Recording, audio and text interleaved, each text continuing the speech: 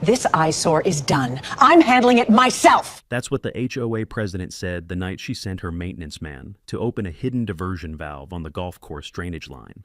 A valve that redirected 14,000 gallons of fertilizer-contaminated stormwater directly into my workshop.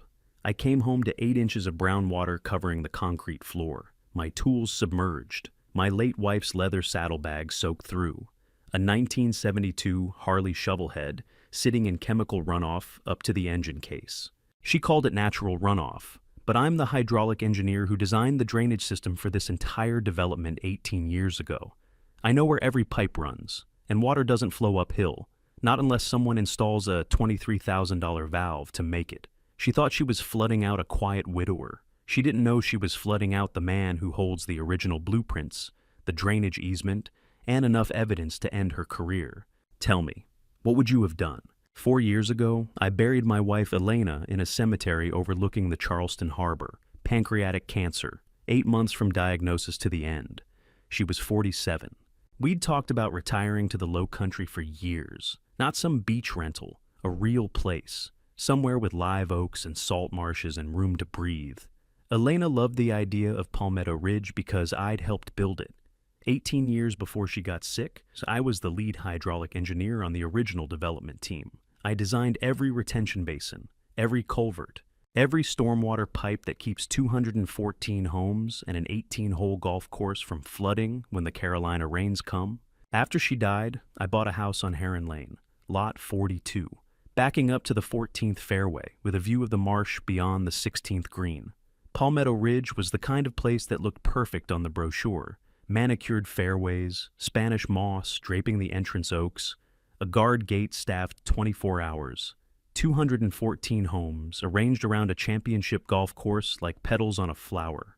The kind of community where everyone smiles and waves, and half of them are keeping score. The previous owner had built a detached workshop behind the house, permitted, inspected, approved by the original HOA board. I didn't buy it for the golf. I bought it for that workshop. See, Elena and I had a plan. We were going to restore a 1972 Harley-Davidson shovelhead together. She'd found the frame at a swap meet in Macon, rusted and forgotten under a tarp. "That's the one," she said, running her fingers across the tank like she could already see the paint underneath. Midnight blue with silver pinstripes, her colors. I couldn't finish it with her, but I could finish it for her. So, every evening after work, I'd walk out to the workshop, flip on the overhead fluorescence, and disappear into engine gaskets and chrome polish. The place smelled like motor oil, cedar shavings from the workbench I'd built, and just a trace of salt air drifting in from the marsh. It was the only place where the grief got quiet. That lasted about 6 months before Brenda Whitfield decided I was a problem. She pulled up to my driveway one Tuesday morning in a white Cadillac Escalade, climbed out in a linen blazer over yoga pants, and walked straight to the workshop like she owned it. Blonde hair pinned tight, Gucci sunglasses pushed up on her forehead, clipboard in one hand, the other hand already pointing. "Mr. Townsend, this structure is an unapproved accessory building, and it's in violation of our community aesthetic standards." I wiped my hands on a shop rag and looked at her. It was approved by the previous board in 2016, permits on file with the county. She didn't blink. "I've been running this community for 9 years. If I say it needs review, it needs review." That was my introduction to Brenda Whitfield, HOA president since 2017, 58 years old, the kind of woman who confused a volunteer board position with a government appointment and a linen blazer with a badge. She ran Palmetto Ridge like a personal kingdom, controlled the newsletter, picked the landscapers, approved the paint colors, and made sure everyone understood that crossing her meant trouble. Her husband Dale sat on the county planning commission, which meant she had connections that most HOA presidents could only dream about. Together, they were the unofficial gatekeepers of everything that happened between the front gate and the marsh. I did what any engineer would do. I pulled the CC and Rs, read them cover to cover, and confirmed what I already knew. My workshop was fully compliant. Article 7, Section 2. Existing structures approved by prior boards could not be retroactively declared non-conforming without a supermajority vote and documented cause. I mailed her a copy of the relevant section with my response highlighted in yellow. She never acknowledged receiving it, But 2 weeks later, I noticed the maintenance crew spending an unusual amount of time near the utility panel behind my house. I didn't think much of it then. I should have. The first real move came on a Wednesday in late March. I walked into the workshop after dinner, hit the light switch, and nothing happened. No fluorescent hum, no overhead fan spinning up. Just dead silence and the faint smell of warm dust. I checked the breaker panel on the side of the house. Everything looked normal. Then I walked around to the utility junction behind the garage where the workshop's dedicated 20 amp line tied into the main panel. Someone had pulled the disconnect. Not tripped, pulled. The handle was in the off position, and there were fresh scuff marks on the metal housing. I flipped it back on. Lights came up, but everything ran fine. The next morning, it was off again. I called the HOA office and asked about any maintenance work near my property. The receptionist transferred me to Ray Puckett, the maintenance supervisor. Ray was a quiet guy in his 50s who always looked like he'd rather be fishing. He said there had been a routine inspection of shared electrical infrastructure and that some panels had been temporarily adjusted for safety. Which panels? I asked. I'd have to check the work order. Who authorized it? Long pause. Mrs. Whitfield. That was the only honest answer I got out of Ray Puckett for a long time. Over the next 6 days, my power went out 4 more times. Always the same disconnect. Always overnight or when I was at work. I'd come home, find the workshop dark, and walk around to flip it back on. On the 3rd day, the battery charger on the shovel head died from the constant cycling. On the 5th day, the temperature in the paint booth fluctuated so badly that the primer coat I'd spent 2 days laying down bubbled and cracked like sunburned skin. 6 days of work ruined. 2 custom-ordered parts permanently damaged from the humidity that built up without ventilation. The chrome fork tubes I'd polished to a mirror finish had started to pit from the moisture. And a half-finished motorcycle sitting in a workshop that smelled like mildew and frustration. The shovel head deserved better than this. Elena deserved better than this. I documented everything. Photographs of the disconnect handle in the off position with timestamps. A log of every outage with the exact time I discovered it and the time I restored power. I even installed a cheap trail camera pointed at the utility junction, but the footage only showed a maintenance cart pulling up after dark. No clear face. Here's something most homeowners don't know. In South Carolina, intentionally disrupting electrical service to an occupied or functional structure can constitute criminal tampering under state code. Section 1611, 520. It doesn't matter if you're the HOA president or the Pope. If you cut someone's power on purpose, that's a crime. I filed a formal written complaint with the HOA board, sent it certified mail, return receipt requested, addressed it to Phil Stanton, the treasurer, because I already knew Brenda would circular file anything addressed to her. Phil called me 2 days later. He had the voice of a man who'd spent 9 years learning not to disagree with Brenda Whitfield. Garrett, I looked into it, and it seems like the outages were related to a system-wide load balancing issue. No one's targeting your property specifically. Phil, the disconnect handle was physically pulled. That's not a load issue. I'll make a note of it. He made a note, and nothing changed, except that the outages stopped, because Brenda had already made her point. She wanted me to know that she could reach into my space anytime she wanted. She wanted me to feel watched, harassed, and small.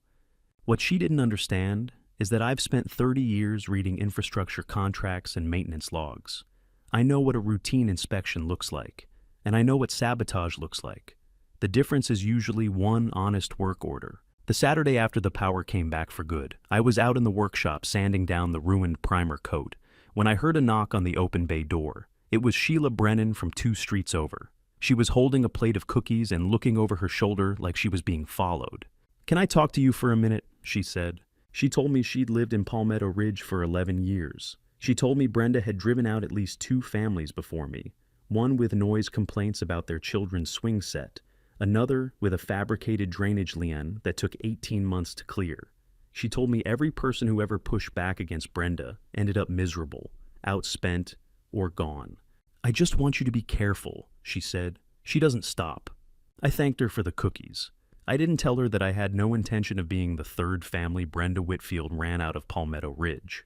3 weeks after the power game stopped, a thick envelope appeared in my mailbox, cream-colored paper. Return address from a law firm in Mount Pleasant, Calder, Hayes, and Webb. the kind of envelope that smells like expensive cologne and bad intentions. Inside was a 6-page cease and desist letter demanding that I demolish my workshop within 60 days or face legal action by the Palmetto Ridge Homeowners Association. The letter cited 3 violations: non-conforming accessory structure, storage of hazardous materials in a residential zone, and degradation of community aesthetic standards. Each violation was described in dense legal language designed to intimidate someone who doesn't read contracts for a living. I do read contracts for a living. I sat down at my kitchen table with a cup of coffee, the CC and Rs, and a yellow highlighter. It took me about 40 minutes to find every clause that contradicted their letter. Article 7, Section 2, protected existing structures approved by prior boards from retroactive reclassification. Article 12, Section 5 required a formal environmental assessment before any hazardous materials claim could be filed, and no assessment had been conducted. Article 9, Section 1 defined aesthetic standards as applying only to structures visible from the street. My workshop was behind my house, screened by a 6-foot privacy fence and a row of crepe myrtles. Their own governing documents dismantled their own letter. I wrote a 4-page response. No threats, no emotions, just highlighted excerpts, section numbers, and a simple conclusion. The workshop is compliant, the allegations are unsupported, and any legal action taken without proper procedural basis would expose the HOA to liability for harassment and abuse of process. I sent it certified mail, return receipt, and I copied the HOA's insurance carrier because here's something most people don't realize. When an HOA pursues frivolous legal action, the insurance company that covers the association's liability has a financial interest in shutting it down. One phone call from the carrier's risk department can end a power trip faster than any judge. 2 weeks of silence. Then I got a call from an unknown Mount Pleasant number. It was the attorney himself. Young guy. Sounded tired. Mr. Townsend, I've reviewed your response and the governing documents. I've advised Mrs. Whitfield that the association's position is not supported by the C, C, and Rs, and that pursuing this further carries significant risk. What did she say? He paused. She said she doesn't care what the documents say. I almost laughed. Well, I appreciate the honesty. For what it's worth, he said quietly, I wouldn't keep your guard down. That was the last I heard from the law firm, but it wasn't the last I heard from Brenda. Within a week, the whisper campaign started. Brenda told Janet Groves at the pool that I was storing gasoline drums in the workshop. She told Phil Stanton I was running a commercial operation without a business license. She told the Hendersons next door that the chemicals in my shop were probably leaching into the groundwater. None of it was true. I had motor oil, brake cleaner, a small acetylene torch setup, and paint, all stored according to county fire code in proper containers on a ventilated steel shelf I'd built myself. The county fire marshal had walked through the workshop 6 months earlier as part of a routine inspection and found 0 violations. But truth doesn't travel as fast as gossip in a gated community. And in a place like Palmetto Ridge, gossip is currency. People I'd waved to for 3 years started crossing the street. The Hendersons stopped letting their kids play in the backyard closest to my property. Someone left an anonymous note in my mailbox that said, "We don't need your kind of project in this neighborhood." Your kind of project. I read that note twice, folded it up, and put it in the file I was building. The file that started as a nuisance log and was slowly becoming something else. Something with weight. That Saturday night, Hank Collier knocked on my front door. Hank was 65, retired master plumber, lived on Marsh Wren Court. Big man, hands like catcher's mitts. He'd never said more than 10 words to me before. You're the engineer who built the water system here, right? Stormwater, yeah. He nodded. Brenda's been talking about you at the clubhouse, calling you a safety hazard. I just want you to know, some of us think she's the hazard. He handed me a 6-pack of Yuengling and walked back to his truck. That was the beginning of my first alliance, and Brenda had no idea it was forming. The rain started on a Thursday night in late June, 3.5 inches overnight, which is heavy even for the low country. I woke up at 5:30, made coffee, and looked out the kitchen window at the backyard. The grass was underwater, not puddles, not standing water from poor grading. A flat, unbroken sheet of brown water stretching from the cart path behind the 14th fairway all the way to my workshop door. And the workshop door was open 6 inches. I'd left it cracked for ventilation the night before. I pulled on boots and walked out. The water was warm, the color of sweet tea, and it smelled wrong. Not like rain, like fertilizer and cut grass and something chemical underneath.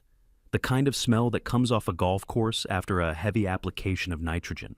Inside the workshop, 8 inches of standing water covered the concrete floor. My rolling tool chest sat in it like a steel island. The bottom 3 drawers were submerged. Wrenches, sockets, specialty pullers, all sitting in brown water. The compressor motor was half under. The welding cart had tipped over. And the shovel head, the frame I'd spent 14 months fitting, grinding, and priming, sat with its engine case and lower frame rails below the water line. I waded to the far wall where I kept the saddlebag Elena had picked out. Caramel leather. She'd found it at a vintage shop in Savannah and haggled the price down from $120 to $85 because she spotted a repaired stitch on the back panel. Character, she'd called it. That bag's been somewhere. It was soaked through. The leather had already started to swell and darken. The stitching she'd been so proud of spotting was pulling apart at the seams. Water dripped from the buckle onto my boots, and each drop sounded louder than it had any right to. I stood there in 8 inches of water, holding my dead wife's saddlebag, and I felt something shift inside my chest.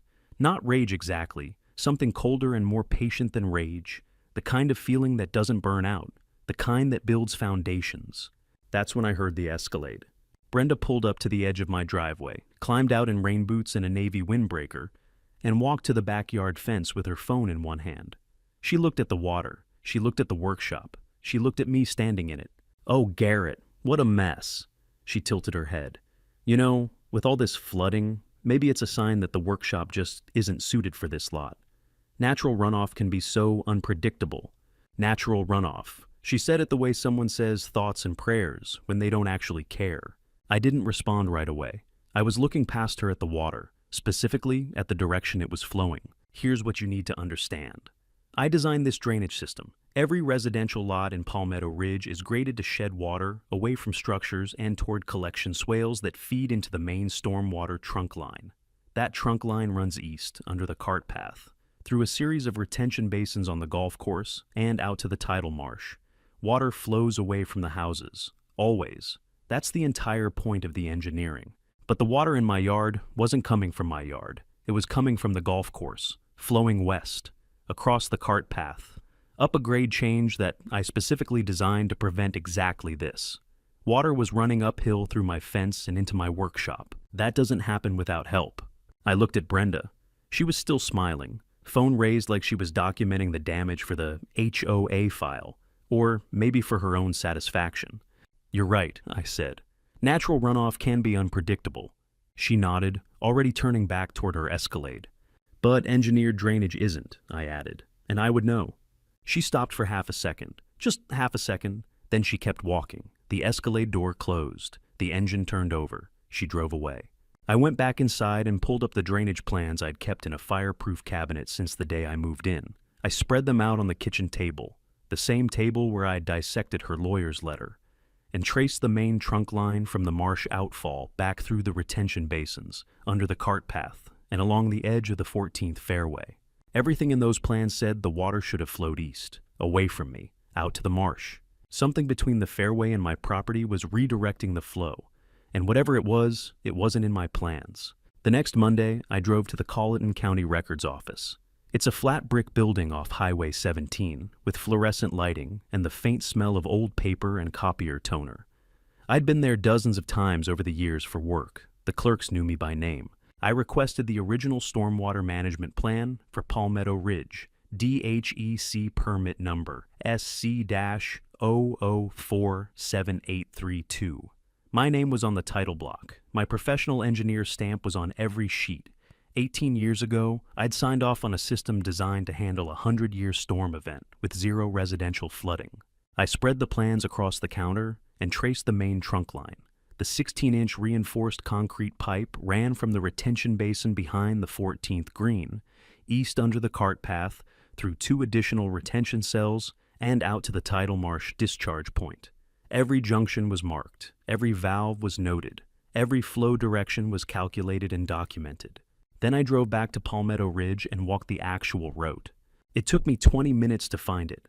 Behind the 14th green, partially hidden by ornamental grasses and a maintenance access cover, was a gate valve on the 16-inch main line that was not in my plans. A butterfly valve with a manual actuator, bolted in line with stainless steel flanges that looked maybe 12 to 15 months old. In the open position, this valve would divert stormwater from the golf course retention system directly into the secondary drainage channel that ran along the back property line of Heron Lane. My property line, my workshop. Someone had installed a valve that could flood my house on command, and they'd done it roughly 14 months ago, right around the time Brenda started sending me violation notices. I photographed everything: the valve, the flanges, the actuator position, the pipe markings. I compared them side by side with my original plans. The contrast was undeniable. This hardware didn't exist in my design. It had been added after construction, without engineering review, without a DHEC permit, and without any record in the county's infrastructure database. Back home, I pulled the HOA's financial records, available to any homeowner who requests them under the C, and Rs. Buried in the maintenance budget from 14 months ago, there was a line item: drainage improvement, Fairway 14 area, $23,400. Approved by Brenda Whitfield. No board vote recorded, no contractor name listed, no engineering specification attached. $23,000 of homeowner money spent on a valve designed to flood one homeowner's property. But that wasn't the biggest discovery. The following week, I filed a FOIA request with the county for all communications between the Planning Commission and any entity related to Palmetto Ridge development rights. In South Carolina, government emails are public record, and the county has 15 business days to respond. They responded in 11, and what came back changed everything. The response was 162 pages of emails, meeting notes, and internal memos. Most of it was routine zoning business, but starting about 14 months ago, the tone shifted. Dale Whitfield, Brenda's husband, county planning commissioner, had exchanged 14 emails over 7 months with a company called Coastal Ventures LLC. The emails discussed acquiring the Palmetto Ridge golf course and converting it into a boutique resort and condominium development. The projected deal value was $11.2 million. And there, in the fourth email, was the problem. Coastal Ventures engineer noted that the primary stormwater discharge easement ran through lot 42, Heron Lane, my lot. Without that easement, the development couldn't proceed. The email ended with a question from the Coastal Ventures rep. Is the current owner open to selling? Dale's response: Brenda is handling it. 3 words, and suddenly every violation letter, every power shutoff, every flood, and every whisper campaign made perfect sense. I spent the next 3 weeks building my case like I was engineering a retaining wall, one layer at a time, each piece load-bearing, nothing decorative. First, the surveillance.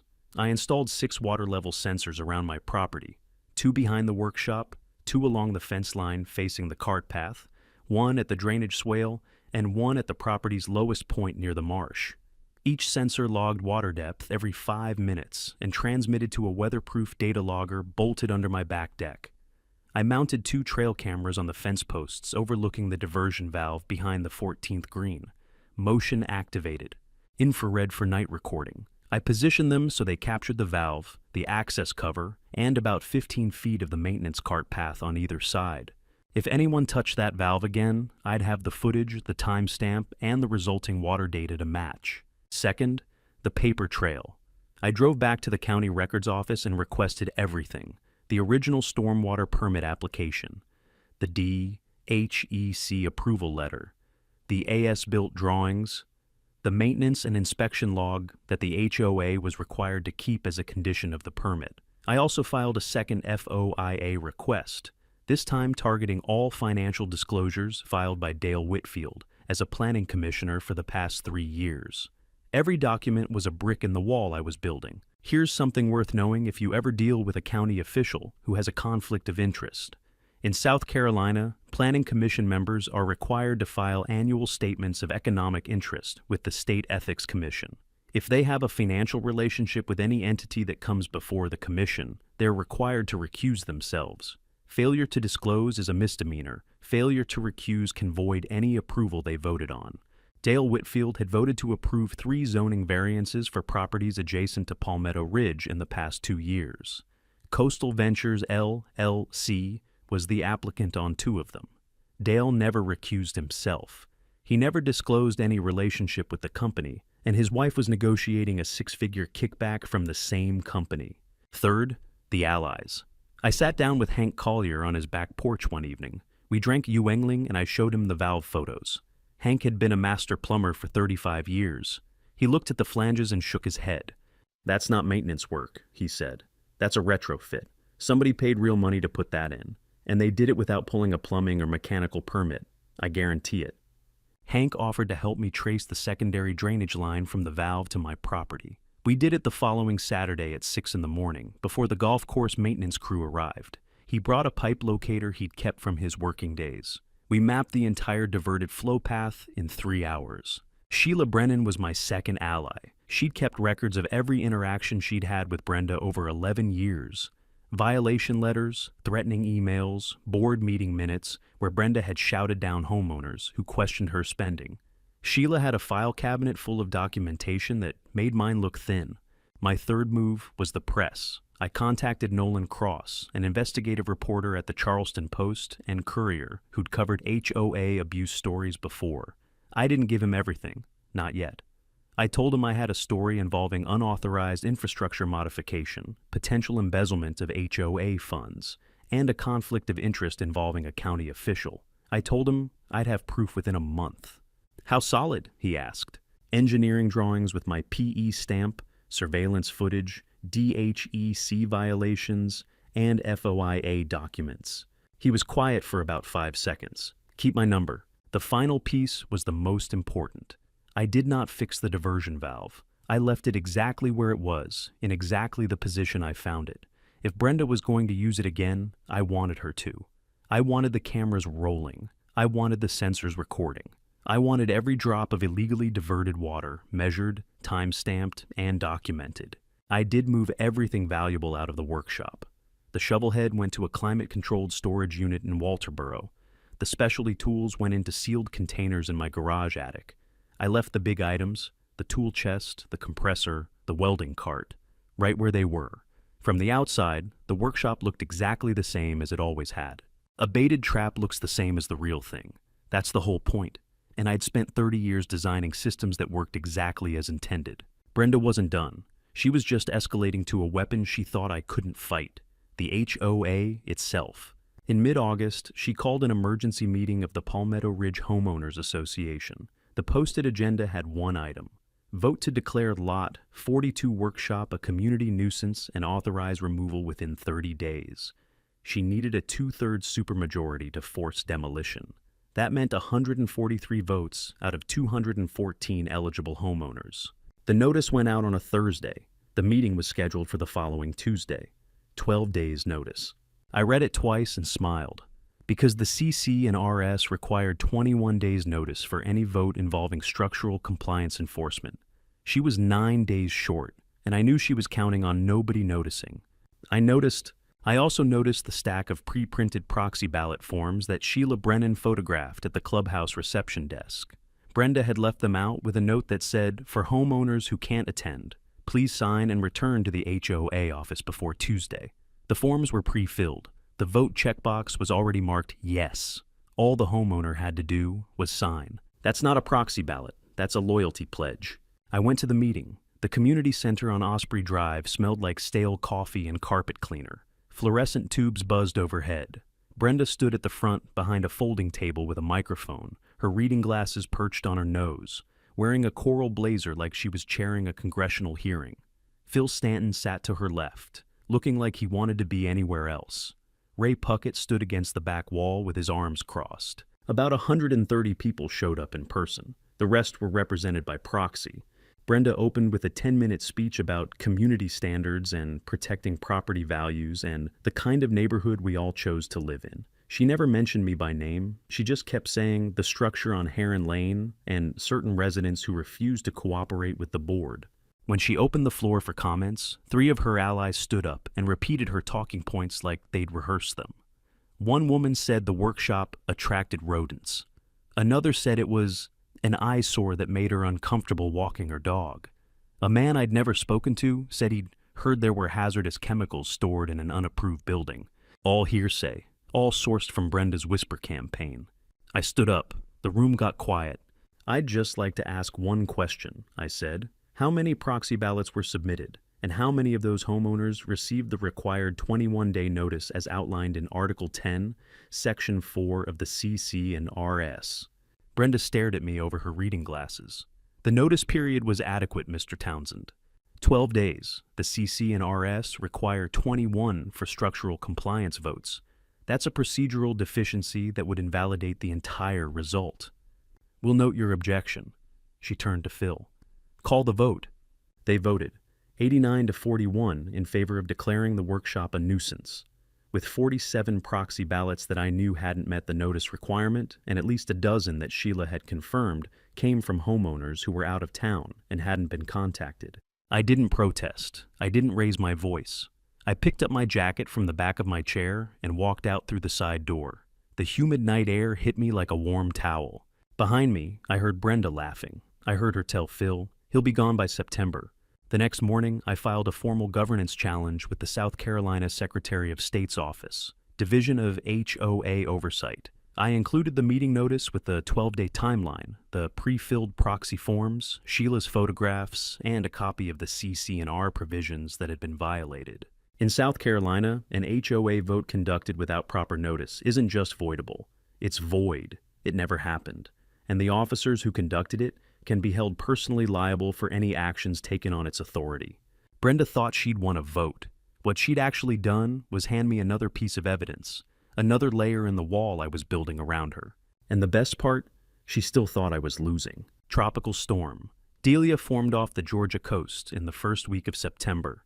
The forecast called for 4 to 6 inches of rain over 2 days. Every weather app on my phone was red.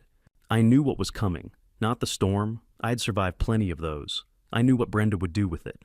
The night before the storm made landfall, I sat in my living room with the sensor dashboard open on my laptop. 6 green dots, all reading 0. No water, no movement. Just the quiet hum of the air conditioner and the distant sound of wind picking up in the live oaks.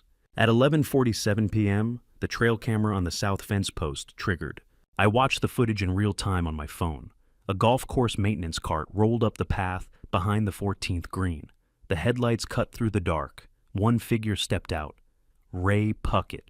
He walked to the access cover, pulled it open, knelt beside the diversion valve, and turned the actuator to full open. The whole thing took less than 90 seconds. He didn't look around. He didn't hesitate. This was not the first time he'd done this. He got back in the cart and drove toward the maintenance barn. The camera caught his face clearly. Side profile and a 3/4 angle when he turned to check the valve position one last time before leaving. I saved the footage to 3 locations: local drive, cloud backup, and a USB stick that I locked in my truck's glove compartment. Then I went to bed. I slept better than I had in months. There's a certain peace that comes from knowing exactly what's about to happen and being ready for it. The storm hit before dawn, 5.2 inches in 11 hours.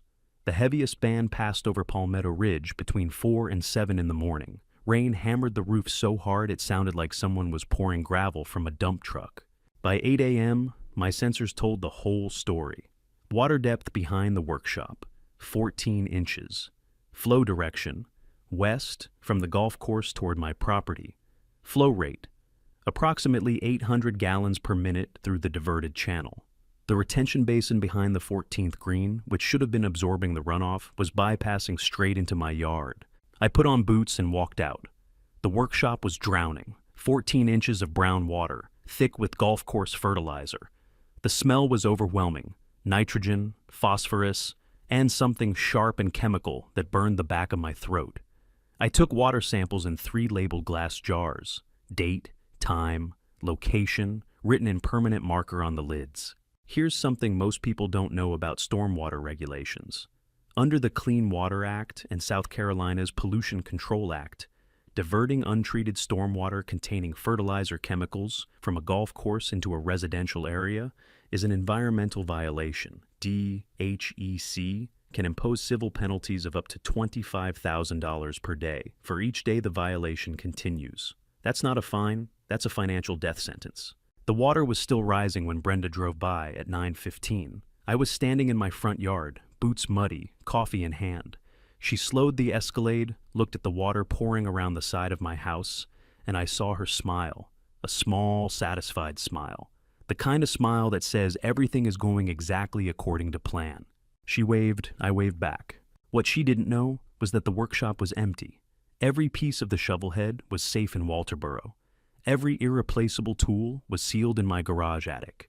The things sitting in 14 inches of fertilizer water were a rusted-out compressor I'd been meaning to scrap, an empty tool chest, and a welding cart with a dead tank. She was flooding a movie set, and every second of it was on camera. The sensors recorded the water level peaking at 16.4 inches at 11:20 a.m. before slowly receding as the storm passed. Total duration of elevated water, 19 hours. Total volume of diverted storm water, approximately 14,000 gallons. All of it contaminated with golf course chemicals. All of it illegally discharged onto residential property. I spent the afternoon downloading sensor logs, saving camera footage, and organizing the water sample jars. By evening, I had a timeline so precise that an engineering expert witness could reconstruct the entire event in a courtroom. Brenda had just flooded my property for the second time, and this time, she'd done it on camera, on sensors, with chemical evidence, and without knowing the target was empty. The trap was set. Now I just needed a stage. I requested a special meeting of the Palmetto Ridge Homeowners Association. The subject line on my written request said, "Presentation regarding stormwater infrastructure and community governance."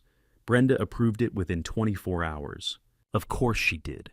She thought I was coming to negotiate my surrender.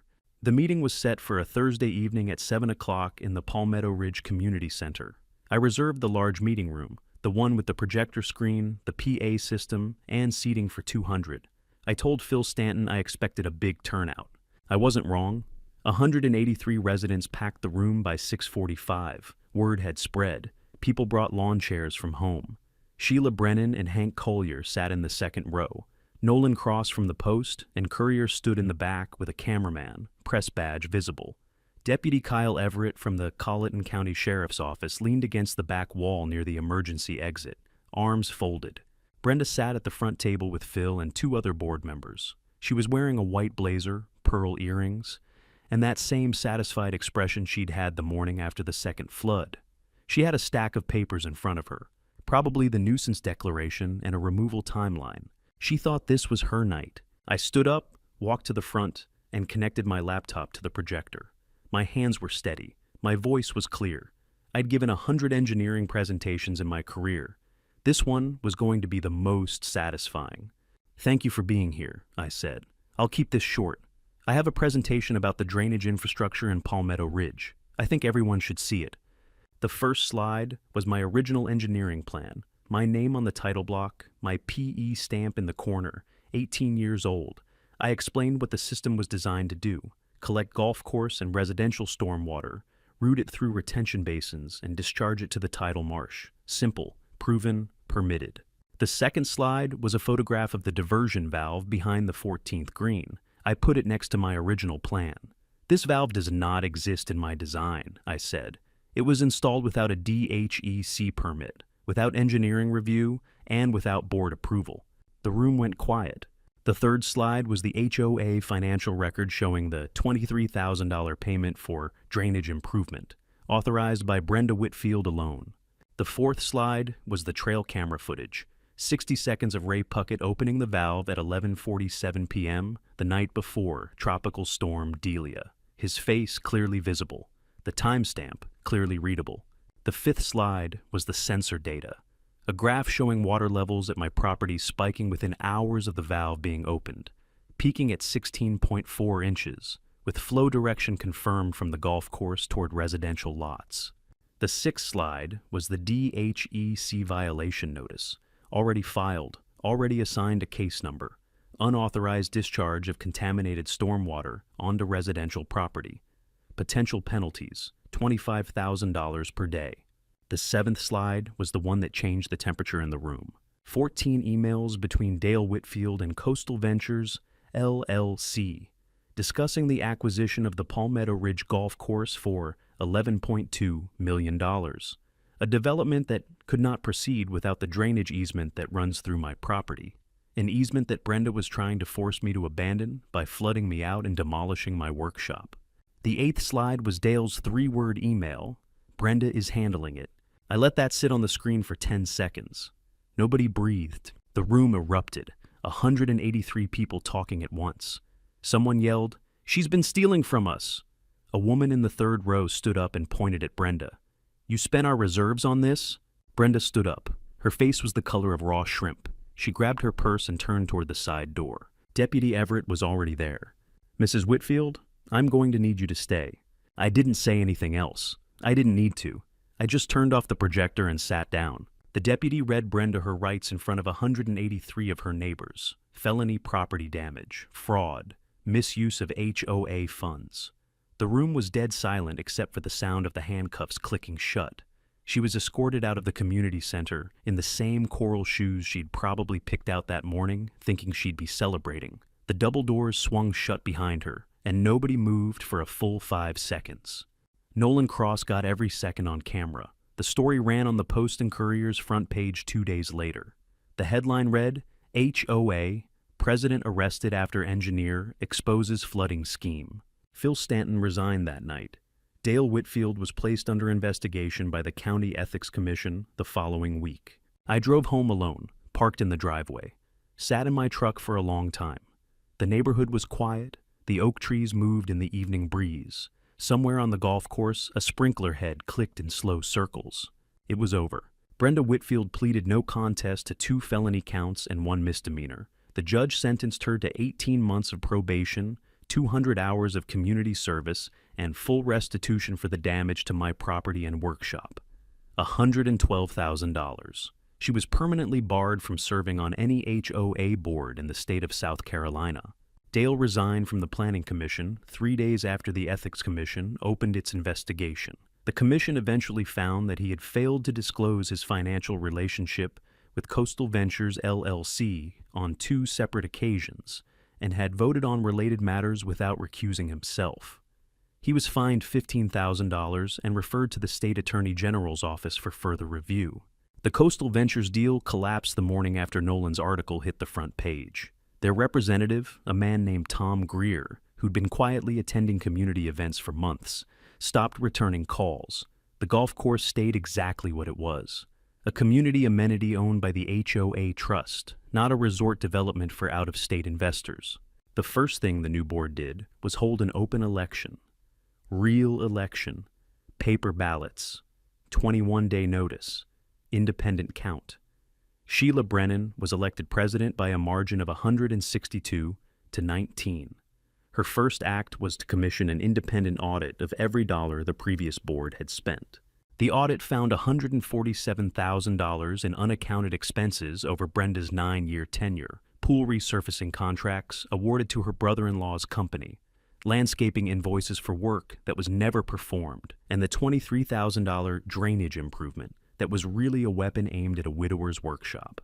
I received a settlement of $340,000 from the HOA's insurance carrier, covering property damage, lost personal items, emotional distress, and legal costs. It was more money than I'd expected, and I knew exactly what to do with part of it. I used a portion to establish the Palmetto Ridge Stormwater Education Fund. It sounds boring. It's not. The fund sponsors quarterly workshops, real workshops, not HOA power plays, where homeowners learn about drainage easements, stormwater rights, DHEC permit requirements, and how to spot infrastructure tampering. We also set up a legal resource hotline for homeowners across the Low Country facing HOA overreach. Hank Collier teaches the plumbing module. He's terrible at public speaking and excellent at explaining pipe fittings. The residents love him. The workshop took about 6 weeks to restore. New sealed concrete floor with proper drainage channels. Ironic, I know. New ventilation system. Better lighting. I even added a small window on the east wall that looks out toward the marsh. The 1972 shovelhead came home from Walterboro on a flatbed in late October. I spent 3 more months finishing what Elena and I had started. Rebuilt the transmission. Rewired the ignition. Laid down the final paint. Midnight blue with silver pinstripes, her colors. The chrome caught the overhead lights like it was brand new, which in a way it was. On the first Saturday in February, I rolled that motorcycle out of the workshop for the first time. The engine turned over on the second kick, and the sound filled the whole backyard, a deep, even rumble that bounced off the house and carried across the still morning air. Hank was standing in his driveway 2 streets over. Sheila came out on her porch. A few neighbors I barely knew walked to the end of their yards to watch. Nobody clapped. Nobody had to. They just stood there, coffee in hand, nodding. I rode it down Heron Lane, past the 14th fairway, past the spot where the diversion valve used to be. Removed now, properly decommissioned, documented in the new maintenance logs, and out through the front gate. The marsh smelled like salt and pluff mud. The road was empty. The engine hummed steady beneath me. Elena would have loved this ride. If you've ever dealt with an HOA that thought it owned you, I want to hear your story. Drop it in the comments. And if this is your first time here, subscribe. We've got another one coming next week, and trust me, you're going to want to see what happened when a retired firefighter found out his HOA president had been forging inspection reports for 6 years. I'll see you then. Here's the thing about Brenda Whitfield. She had 9 years of unchallenged power and lost everything in a single evening. Not because Garrett was louder or angrier, because he was patient, because he documented, because he understood systems, not just drainage systems, but the legal and procedural system that protect homeowners when the people in charge stop protecting them. That's the real lesson.